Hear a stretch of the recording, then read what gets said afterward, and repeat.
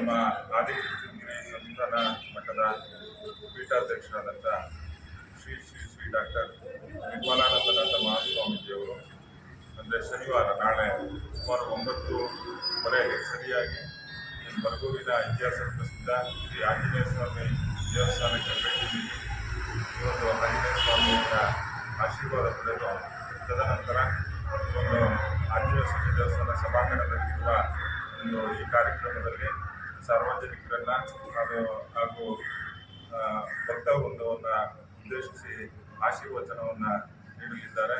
ಹಾಗಾಗಿ ಈ ಕಾರ್ಯಕ್ರಮ ಏನು ಪೂರ್ವ ನಿಯೋಜಿತವಾದದ್ದಲ್ಲ. ಅಕಸ್ಮಾತ್ತಾಗಿ ಅವರು ಏನೋ ಒಂದು ಅನ್ಯ ಕಾರ್ಯ ನಿಮಿತ್ತ ಈ ನಮ್ಮ ಬರಗೂರಿನ ಮುಂದೆ ಹೋಗ್ಬೇಕಾದ ಸಂದರ್ಭದಲ್ಲಿ ಅವರು ಮಠದಿಂದ ಒಂದು ಕರೆ ಬಂದು ಹಿಂಗೆ ಬರ್ತಾ ಇದೀವಿ ಅಂತ ಹೇಳಿದಂಥ ಸಂದರ್ಭದಲ್ಲಿ, ಹಾಗೆ ಬರಗೂರಿಗೆ ಬಂದು ಹೋಗ್ತೀವಿ ಅಂತ ಹೇಳಿದಂಥ ಸಂದರ್ಭ ಕೇವಲ 3 ದಿವಸ ಆಯಿತು ನಮಗೆ ಕರೆ ಬಂದು. ಸೊ ಹಂಗಾಗಿ ಇದೇ ನಾವು ಪೂರ್ವ ನಿಯೋಜಿತ ಕಾರ್ಯಕ್ರಮ ಅಲ್ಲ, ಆದ್ದರಿಂದ ನಾವು ಇನ್ನೂ ಹೆಚ್ಚಿನದಾಗಿ ನಾವು ಒಂದು ಕಾರ್ಯಕ್ರಮ ದೊಡ್ಡದಾಗಿ ಮಾಡ್ಬೋದಿತ್ತು. ಅವರು ಕೂಡ ಸಾಕಷ್ಟು ಸಮಯದ ಅಭಾವ ಇರೋದ್ರಿಂದ ಅವರು ಬೇರೆ ಬೇರೆ ಕಾರ್ಯಕ್ರಮಗಳು ಇರೋದ್ರಿಂದ ಸುಮಾರು 1 ಗಂಟೆ ಒಳಗಡೆ ನಮ್ಮದು ಎಲ್ಲ ಕಾರ್ಯಕ್ರಮ ಮುಗಿಸಿ ಅವರು ಬೇರೆ ಕಾರ್ಯಕ್ರಮದಿಂದ ಹೊರಡ್ತಾರೆ.